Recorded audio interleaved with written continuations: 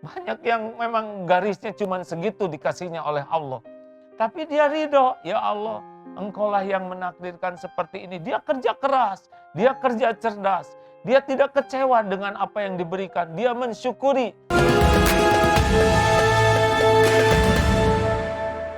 Assalamualaikum warahmatullahi wabarakatuh. Alhamdulillahirabbil alamin. Segala puji, puja bagi Allah yang Maha mendengar, yang memiliki langit dan bumi, pemilik setiap rezeki, yang membagikan rezeki sekehendak Allah. Sebagai ujian, semoga Allah mengaruniakan kepada kita jiwa yang selalu bersyukur atas pemberiannya dan bersabar ketika Allah menyempitkannya dan membukakan hikmah dengan apapun yang Allah beri dan Allah tahan. Allahumma sholli ala Sayyidina Muhammad wa ala alihi wa ashabihi ajma'in. Banyak orang yang sangat menginginkan kaya raya dan menganggap kaya raya itu sukses. Apakah kaya menjamin bahagia? Sama sekali tidak. Kecuali yang menjemputnya dengan niat dan cara yang baik, dan ketika mendapatkannya digunakan dengan cara yang benar. Yang penting bagi kita apakah jadi orang kaya atau jadi orang miskin. Bukankah Rasulullah pernah bersabda, orang miskin yang fakir akan masuk surga terlebih dahulu sebelum orang yang kaya. Selang setengah hari atau 500 tahun, hadis riwayat Ahmad. Apakah kita harus minta miskin? Sebetulnya yang kita inginkan itu bukan kaya dan miskin, tapi tiap perlu, bukan ada hadirin, tiap perlu cukup. Perlu buat makan cukup, perlu buat ngasih makan orang lain cukup, perlu buat sekolah anak cukup, buat nyekolahin anak orang lain cukup, perlu buat sedekah cukup, pokoknya tiap perlu cukup. Nah, ini ada rahasianya. Bagaimana setiap kali perlu, lalu Allah mencukupi. Inilah yang kaya hati. Apakah kerja keras pasti jadi kaya? Oh, tidak. Lihat saudara kita tukang batu, kurang bagaimana kerja kerasnya. Apakah kalau kerja sangat cerdas pasti kaya? Kalau gitu ahli matematik yang terkaya di dunia. Apakah kalau kita memiliki keprofesional pasti kaya? Tidak. Kekayaan itu mutlak milik Allah Subhanahu wa taala. Al-Ghani, yang maha kaya. Allah bagikan kepada siapapun sebagai ujian. Ingat baik-baik. Yang bahagia itu yang lulus ujian. Surat Al-Anbiya ayat 35. A'udzubillahi minasyaitonirrajim. Kullun nafsin dha'iqatul maut. Wa nabluukum bisyarri wal khairi fitnah. Wa ilaina turja'un. Setiap yang bernyawa pasti merasakan mati. Dan kami menguji dengan keburukan dan kebaikan sebagai cobaan. Menimpakan sebagai cobaan. Dan kepada kamilah kembali. Jadi bahagia itu bukan ketika kaya, tapi bahagia itu ketika menjemput rezekinya dengan niat yang benar, cara-cara yang benar, yang jujur, tidak mengurangi timbangan, tidak sumpah palsu.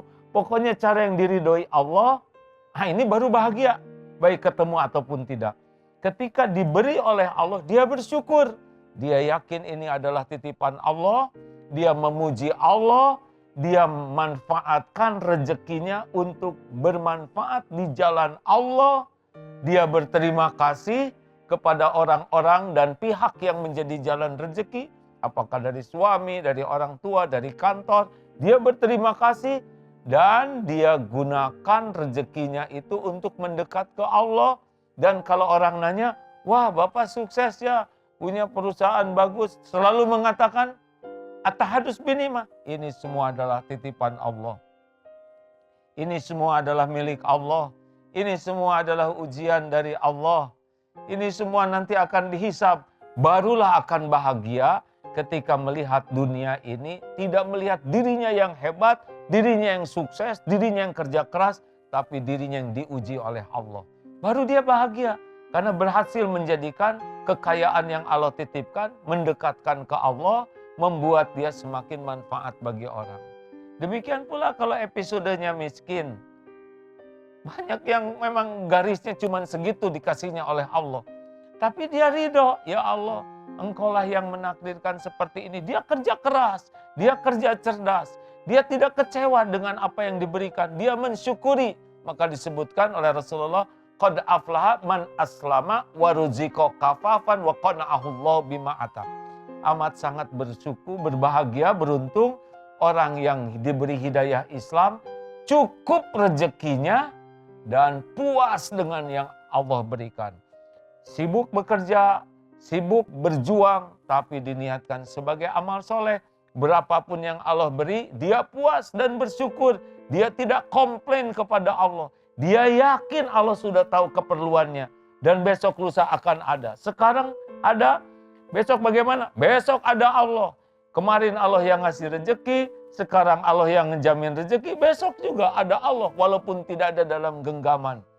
Orang miskin tetapi ridho dengan takdir, sempurna ikhtiar, dan tetap memasrahkan kepada Allah, dia pun akan bahagia.